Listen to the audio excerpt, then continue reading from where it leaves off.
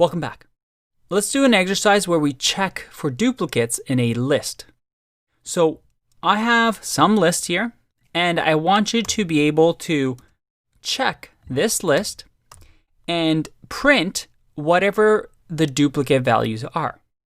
In this case, we see that N has duplicates and also B has duplicates. So I want you to print B and D as a list in here. How would you go about doing that? Pause the video, give it a go. Otherwise, I'm going to keep going with the answer. And by the way, you're not allowed to use sets for this. So for this exercise, you can't use the data structure sets. Instead, you have to just use conditionals and loops that we've learned in the past couple of videos. So give it a try, pause the video, and when you're ready, I'm going to go ahead with the answer. First, I'm going to create a variable called duplicates, and this is going to be an empty list that we're going to populate with any duplicate values. Next, I'm going to loop over this list, so I'm going to say for value in some list. And in here, well, what can we do? This is a tough one, but what I'm going to do is say if some list dot count. Remember, count allows us to count how many times an item in a list exists.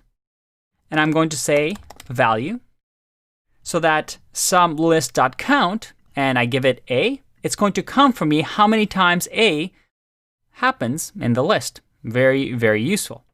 Again, if you didn't come up with that, there's many solutions to this problem. So there's no one right answer. I'm just showing you how I would have done it. Now here, I'm going to say, if that's greater than 1, in that case, that means there's a duplicate. So I'm going to add it inside of the duplicates. So let's just go ahead and say dot append, because I want to append, and in here, say value. And at the end of all of this, let's just print duplicates. Now let's see if this works. I'm going to click run. And all right, I get both B and N. But I don't need this duplicates. I just need to know what are the duplicates. I just need one instance of B and one instance of N. So what we can do here is do another if statement and say if value is not in duplicates. And yes, this is a bit of a trick. You may remember that not is the opposite, right? So we're checking, hey, is value in duplicates? And not essentially says, hey, if value is not in duplicates, it reads like English. And this is going to evaluate to true and false. And then finally, make sure that we get the indentation right. We're going to append the value. So if I click run, I get B and N. Again, if you didn't get this right away, don't worry.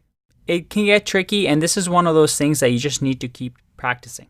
But you see here that I was able to use loops. I was able to use logical operators like not and conditionals like if statements to solve a problem in just a few lines of code.